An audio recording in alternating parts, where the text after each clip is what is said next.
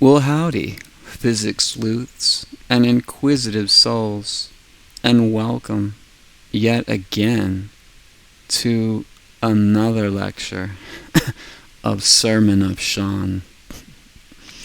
Today, we're going to go over the Promised Land, and exactly why and how is it promised, and what is the Promised Land? Who is it promised to? Why does everybody keep saying that the Jews are going to inherit all of the Arab kingdom? We're going to find out. But first, I just want to share with you, a few days ago, I had some radical insight into quantum entanglement.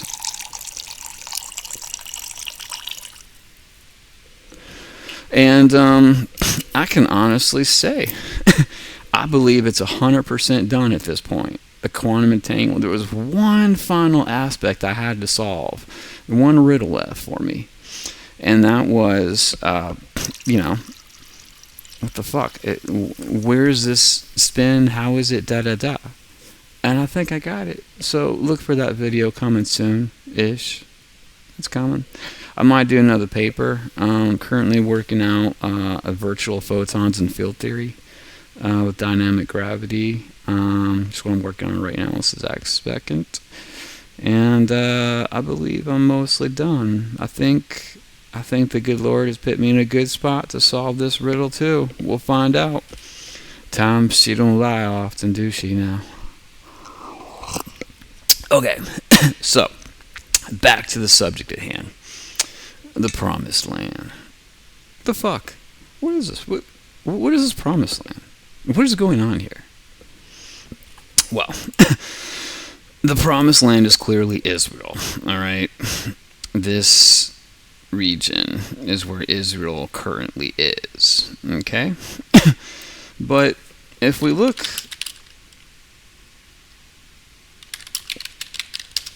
all countries, I want you to notice, okay? If we blow this up,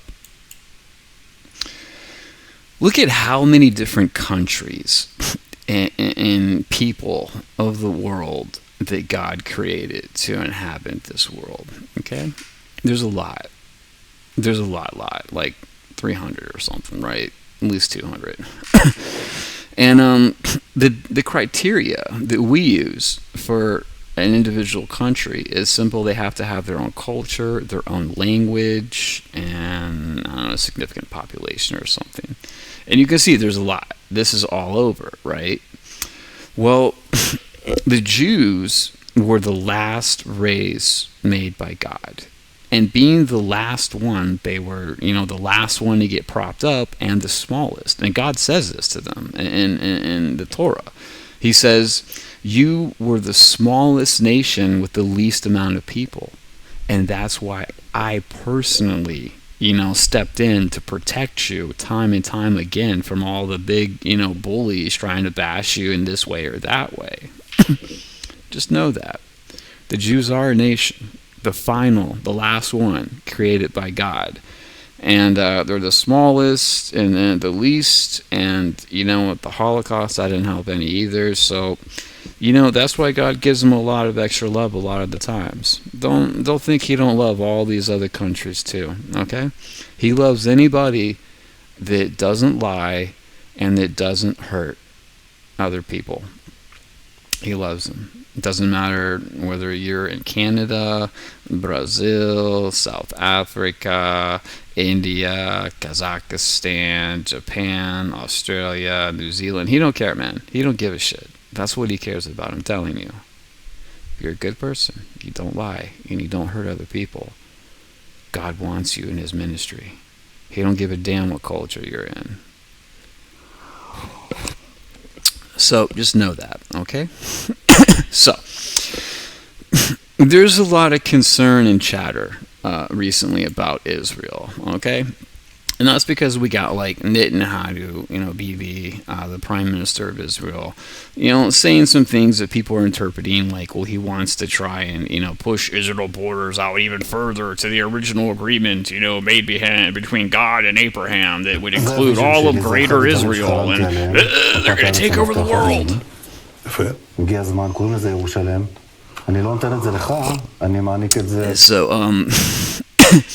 can you give it to your wife, right? And so he talks here about greater Israel. Okay, just a little bit. This is greater Israel, all right? This is kind of the first true promised land promised to the Jews in the form of Abraham. Okay? This is the first promise God gave Abraham. Okay? And it's big, right? So Israel's here, okay? And you can see how much bigger. It takes up not the majority, but a significant portion of the Middle East. Maybe, a tenth of it, a fifth of all the Middle East. It's a lot. It's a lot. It's a lot of land, okay? But let's go into these promises that were made, promise by promise, and deconstruct what's really going on here and what this is, what God is saying or said, and what has been done and what needs to be done. Okay? Genesis 12:7. And the Lord appeared unto Abraham, okay, and said, Unto thy seed I will give this land, and there builded he an altar on the Lord who appeared unto him. And the land that he's talking about,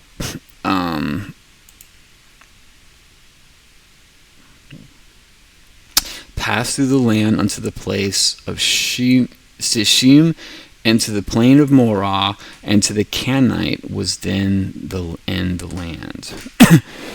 So this is one of the first times he talks to, Abraham about promising land. This is going to give him a lot, right?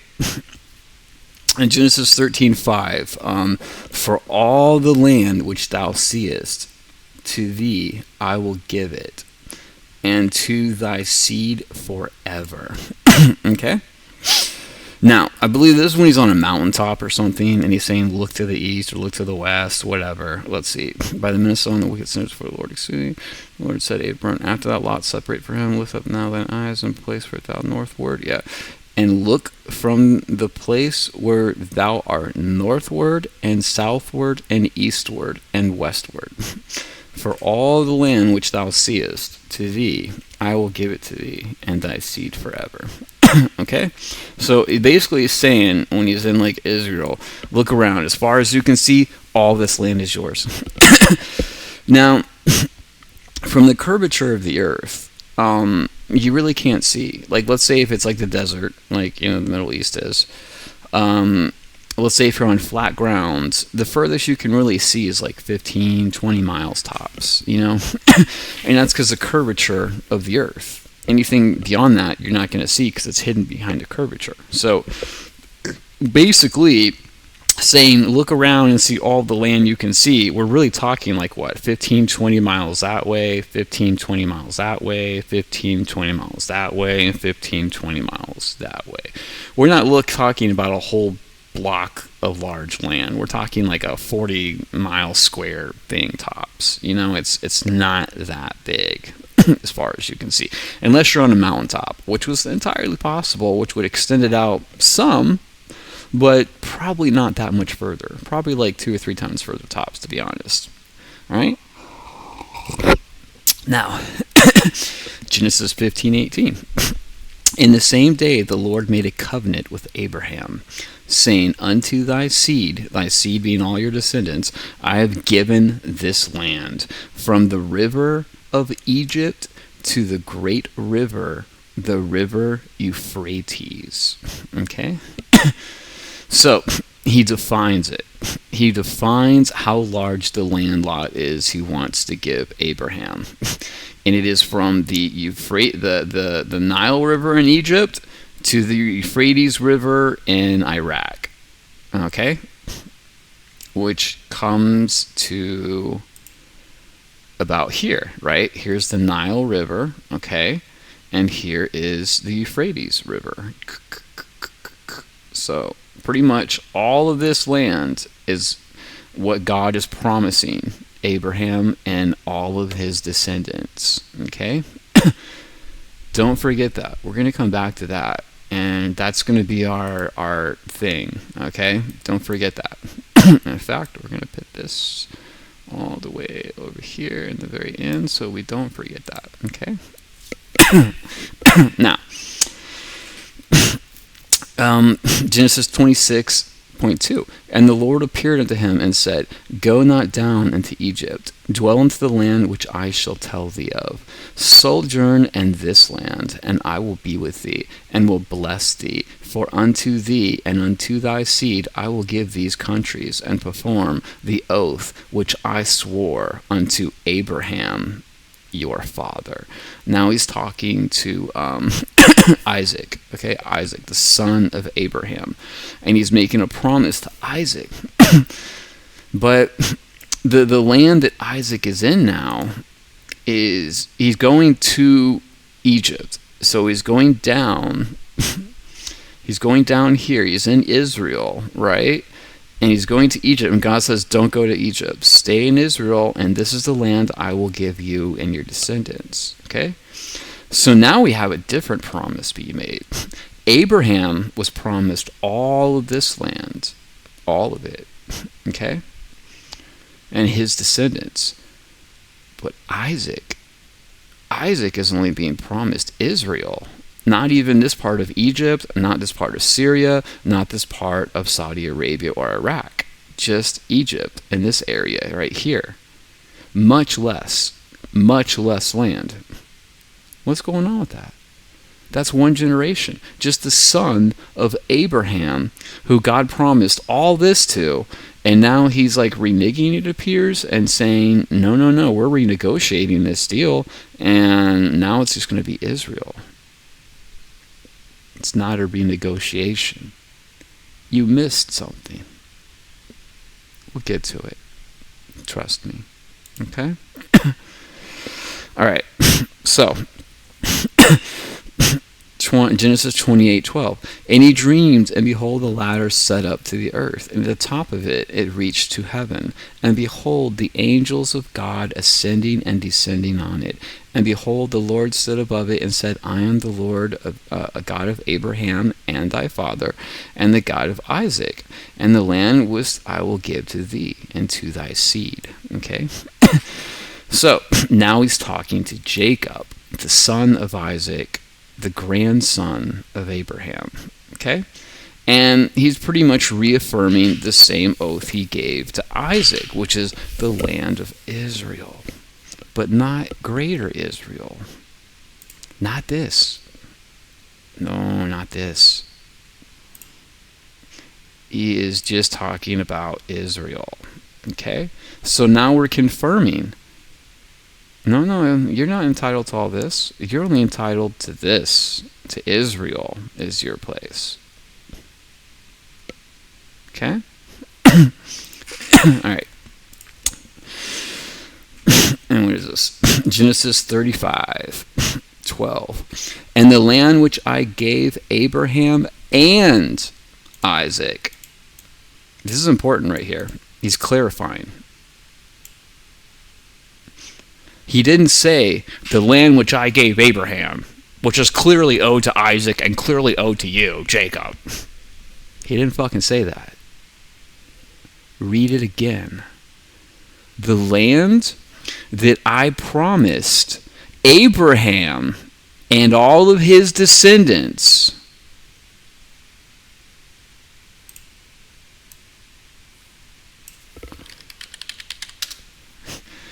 And the land that I promised your father, Isaac. So it has to be both criteria. It's not just the summation of all of it, whichever is best. It's which one did I promise both? I promised this to Abraham, and I promised this to Isaac. So you're going to get this. This is what was promised to both Abraham and Isaac. This was only promised to Abraham and his descendants. Okay? Understand? We're going to get there. Chill out. Okay? Okay. So, once again, this is God reaffirming his oath with Jacob, the grandson of Abraham, on the promised land of Israel and to all of his descendants. Okay? Genesis 48. And Jacob said unto Joseph, God Almighty appeared to me in Luz, in the land of Canaan, and blessed me. Okay, the land of Canaan is Israel.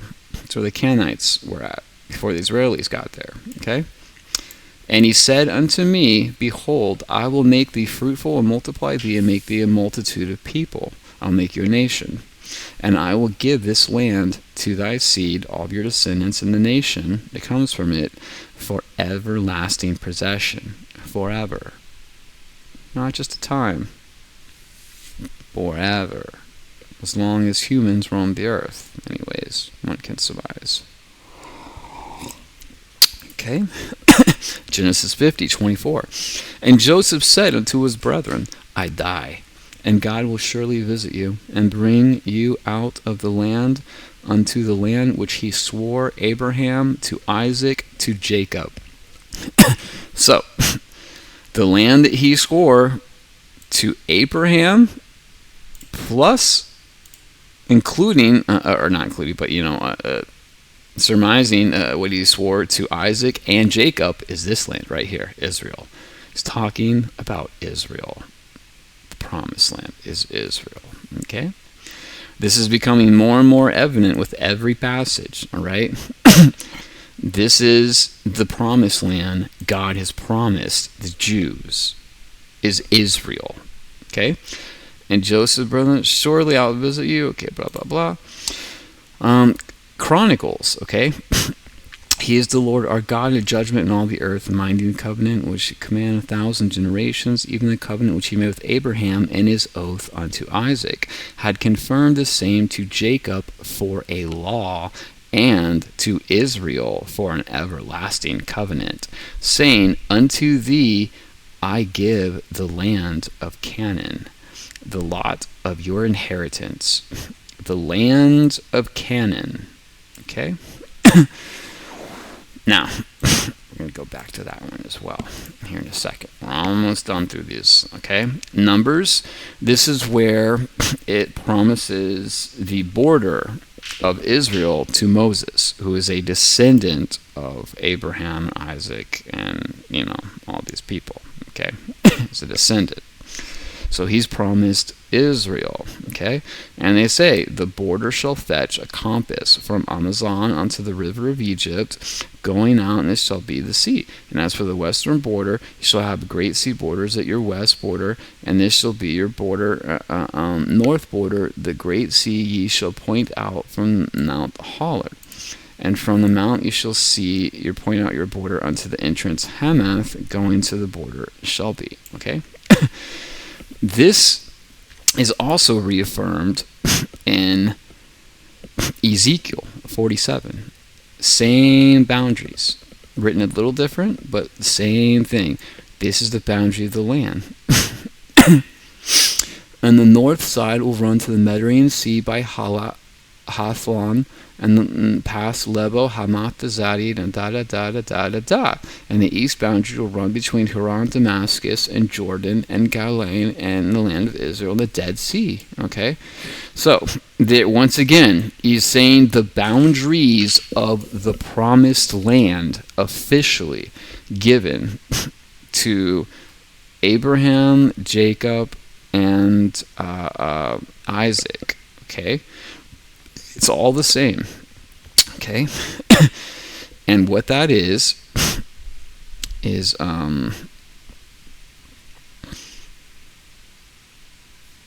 here.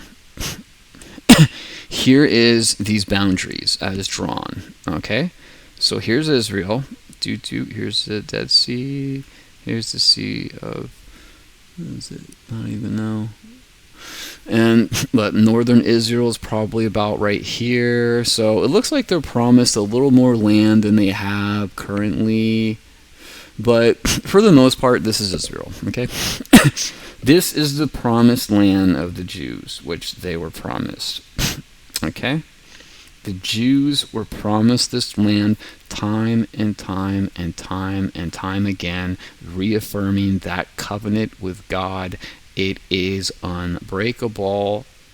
You cannot change that.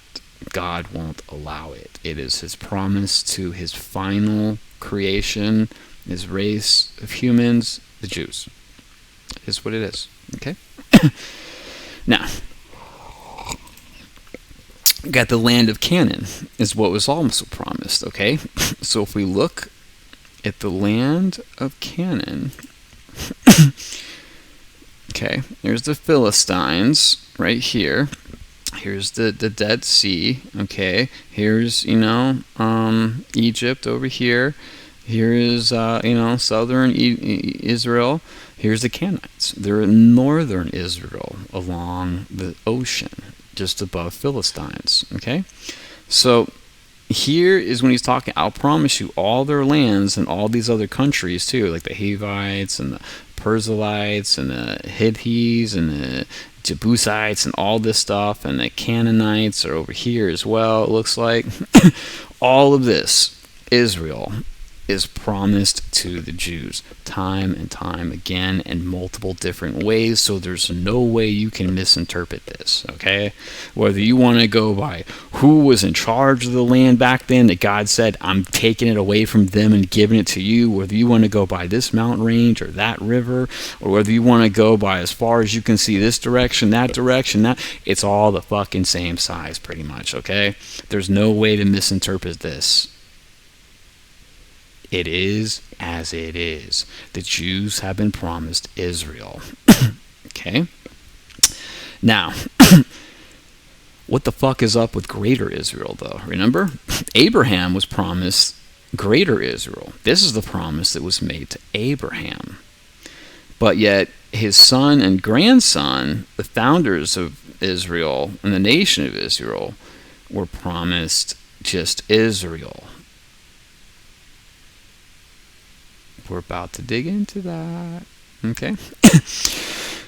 What I want you to understand here is a couple things, okay? First of all, if we look at the timeline of male Jewish descendants, from the time of Noah, when the world was allegedly destroyed, to the time of Abraham, we're talking 9 people, dude. We're talking 9 generations, okay? 1, 2, 3, 4, 5, 6, 7, 8, 9. Okay? We're talking 9, 10 generations tops, depending on how you want to do the math. All right? This is not very long. Now, the Bible claims that these people lived like thousands of years, and so we're talking about a very long time. No, this is not true. Okay? Maybe people lived slightly longer, but no, man. This whole thing is it's a misconception. It's a misunderstanding. So just know, when God destroyed the earth with water, he didn't destroy the earth, bro. He didn't.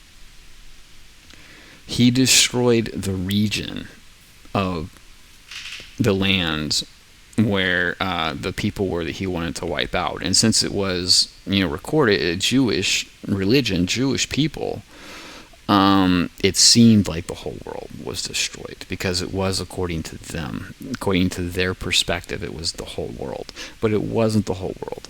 If we were to look at a map, it would probably just be like this region right here, man. This whole region right here was destroyed with the flood. And I believe there is evidence of this region actually being destroyed with the flood, like about 10,000 years ago. So our archaeological evidence does suggest, yes, there was a flood in this region that potentially could have wiped out a whole lot of life for whatever reason. but zero evidence of a flood happening anywhere else on the planet like around this time and around that magnitude. It just doesn't exist. Okay, so you have to understand the Jewish religion is meant to convey the world to the Jews, not to everybody else. All right. Now Jesus kind of expanded that. Actually, Paul really expanded it. Paul was the one who made it, Christian law pretty much to include the Gentiles in all ways, and not just have it be Christianity be a religion of the Jews. So kudos to Paul for that. Amazing dude. That's why Jesus picked him and turned him to his cause, because Paul was a beast, man. He was all in. He was a beast. All right. So just so we know, okay, this is not a whole lot of time, okay?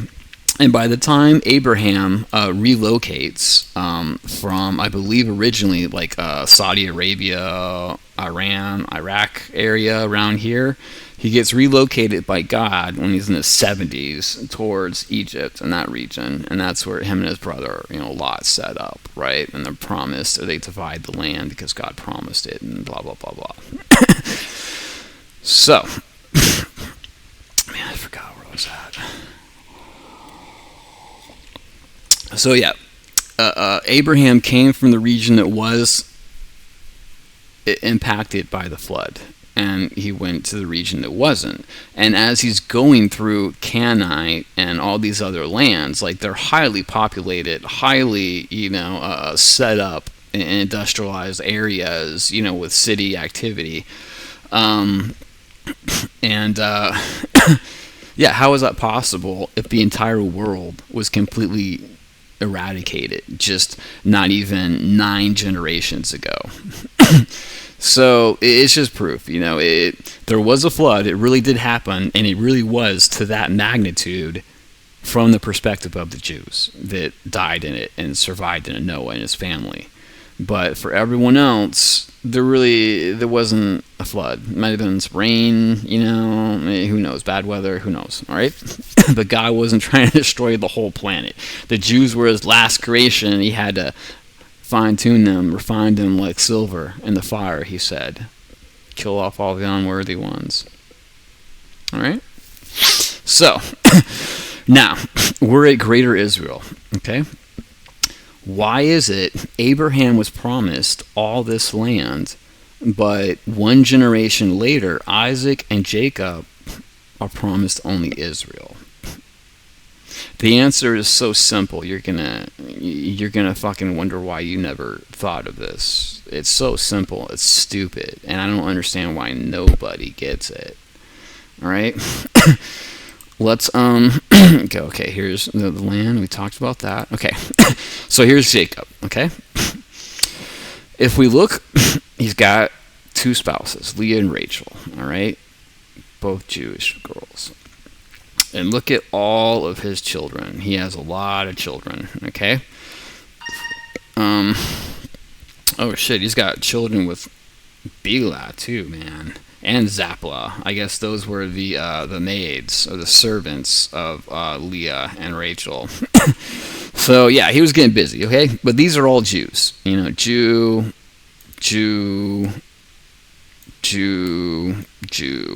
All these children are Jews, full-blood Jews, okay? And these are the people that are going to inherit and create the state of Israel, all their descendants, okay? Now, if we go to his father, Isaac, okay, what do we got? Isaac, his parents were Abraham and Sarah, his mother. His family, he's got a lot of half-brothers, don't he now? Where's his children? Okay. So he's got 2 kids, Jacob and Esau. Okay? Esau is the firstborn and rightfully the inheritor of all that was promised to Isaac. Okay? But we got a problem. God does not like Esau. Esau is vain. He is self-absorbed. He's not really thinking about what's best for his descendants. He just likes to go out and hunt and brag. Okay, he's not really God's kind of favorite guy.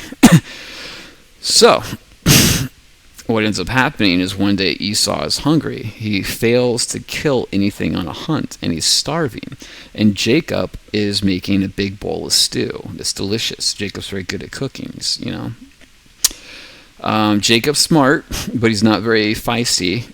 Esau is not very smart, but he's very feisty. Okay, they're supposed to be twin brothers, but in actuality, they're not twins. They don't look alike. They don't act alike. They're completely different in every way imaginable. And God chose Jacob for whatever reason he did, okay? Esau, if I'm not mistaken, it was covered in hair on his whole body, like fur almost described, where Jacob was like smooth, like a baby. Not same genetics, okay? But they were twins somehow. Well, Jacob swindles Esau's birthright for a bowl of stew. Esau says, "Give me that stew." And Jacob says, "Okay, for your birthright, I'll give it to you." And then Esau is like, "Well, what good is a birthright if I die of starvation? Give it to me." And so Jacob's like, "Okay, just know, this is your birthright you're eating, and give it to me." And so Esau eats it, and God considers it a legal contract. God says that was a fair deal. Esau just gave up his birthright for a bowl of stew. God even says this. He even mocks Esau too. He mocks Esau is the fool who gave up his birthright for a single meal. So, this creates a lot of hate between Esau and Jacob, right? Jacob runs off. Esau runs off too. Esau goes off towards this direction, towards the east. Okay, Esau does not stay in Israel. He goes into, I don't know if it's Jordan or Saudi Arabia. He does not stay in Israel though. He blends in with the descendants of the Arabs. Okay, Esau looks more like an Arab than a Jew. And he ends up living with the Arabs and blending his bloodline into that of the Arabs. Okay? But the birthright that Esau had was forsaken and given exclusively to Jacob. So when God says, "I promise this land," it now goes exclusively to Jacob and his descendants, which are exclusively Jewish people.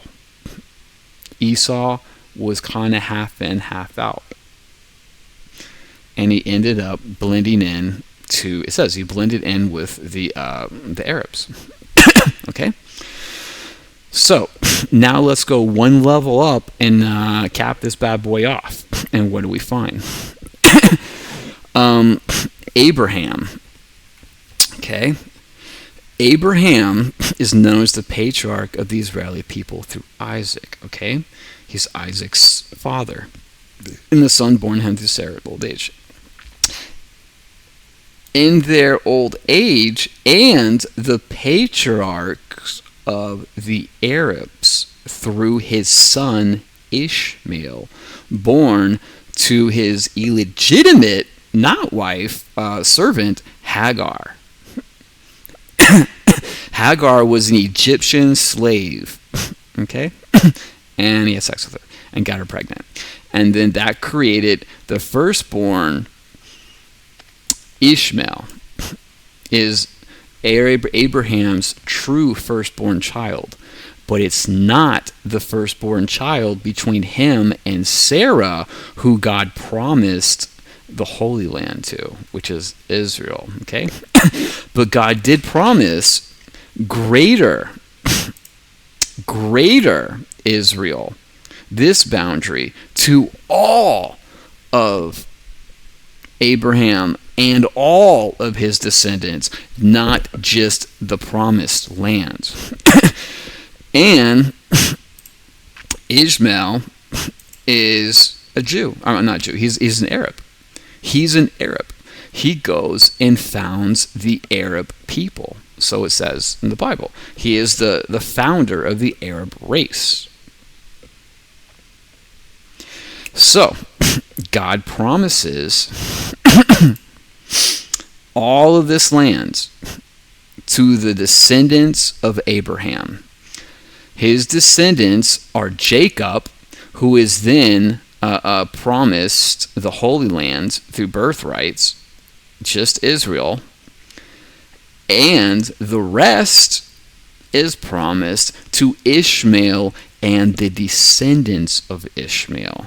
And we see the descendants of Ishmael will include Jordanians, Syrians, Iraqis, Saudi Arabians, and Egyptians. Okay? So that's the reason why you have what seems to be a renegotiation of the promise God made about what was going to be the promised land. The promise changed because the descendants changed. The original promise was to Abraham and his descendants, okay? Isaac and Ishmael.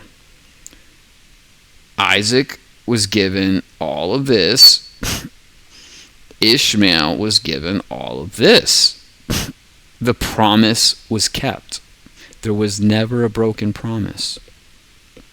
And then later on, as God, made it very clear, listen, that promise that I made Abraham no longer applies because the descendants have split off. And now Ishmael serves and founds the Arab world and nations, while Isaac founds the Jewish world and descendants. Okay? So, that's the dealio. And then he makes that promise crystal clear as to exactly what the boundaries and what is promised to the Jews specifically as time goes on over and over and over and over, like I've shown you in the beginning of this video. So, to answer your question, is Israel promised any more land than they currently have? Not really, no. You could argue, maybe some areas like around the Golan Heights and stuff, they could push a little bit this direction and that direction and be within the boundaries that was truly promised to them, or, whatever. But for the most part, as we can see, the boundaries that were promised, it is essentially modern Israel in its incarnation currently, which tells us that God's promises do not bend or break. They are there for a reason. So all this chitter-chatter of people arguing that, well, Netanyahu, Bibi, he wants to bring Greater Israel and take over all the Arab countries because it's the promised land. First of all, he doesn't. I don't think he does. I think that's just bullshit people say. Second of all, even let's pretend he did. We're pretending now. Let's say he did want that, and he tried to do that. He would fail miserably and look like a complete asshat every step of the way because God wouldn't allow it. God has promised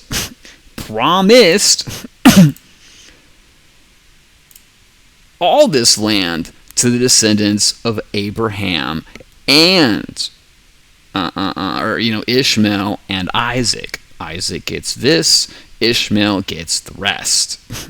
Promise made, promise kept. No need to look any deeper into it. There's not going to be any great land swapping or taking of the land. Unfortunately, this does mean that the Palestinians are not promised this land that they currently inhabit. In fact, they are invaders, one could argue, by God, because they were meant to be taken out multiple times, but for whatever reasons didn't. Like originally when God had Moses, he wanted them just to run in and take over Israel. He's going to have a bunch of hornets sting the Philistines and the Canaanites until they all just run away and flee into Egypt, and then the land would be theirs. But they were scared. They didn't want to do that because they didn't understand how powerful God was. And so then God said, well, now we got the 20-year plan. You're going to wander in the fucking desert for 20 years. Why come up with another plan? Because you didn't have the balls to do what I told you to do the first time. And now to this day, because of that, we still have this issue where the Palestinians are clearly meant to probably have some land like this right here, this area, the Sinai Peninsula, which is, in between Egypt and the Nile and thing, but Egypt has taken it over because they're the big dogs, and Israel didn't. So what's going to happen with this? How is God going to resolve this issue once the second witness comes and beats the fuck out of all of the governments that don't want to bend the knee to God? We'll have to wait and see. Clearly, the Palestinians are not going to be staying in Gaza. They're not. They're not promised that land. They got to fucking go. The only question is, where is God going to relocate them? I'm guessing it's probably going to be this peninsula right here. And knowing God, he will hook them up and give them, lots of blessings, and to make up for this loss, and to make it so that they don't feel that they've been slighted. But that day has not come yet, but it is coming very soon. Very soon. I like to remind you of the prophecy of the final generation, which is when the Jews are dispersed out of Israel and then brought back to it from the Holocaust. That begins the timer of the final generation, which means that there will be people that were alive during the birth of Israel in 1947 who will also be alive to see the return of Messiah and him straighten all this bullshit out. Okay? And currently those people would be about, the youngest would be like 79, 80 years old. Okay? So they're not going to live too many more years. So this whole thing is going to come to a head very quickly. And if you listen to my channel, I say that's pretty much the exact date that the nukes are going to come from Putin. It's going to be about October 7th, about his birthday. I think he's going to have a bad birthday and he's going to fucking nuke the world. Sorry. That's what the prophecy says, and I believe it, the way things are going. But that's perhaps another video we'll get into later. On that note, adios muchachos, and until next time. Like, subscribe, submit.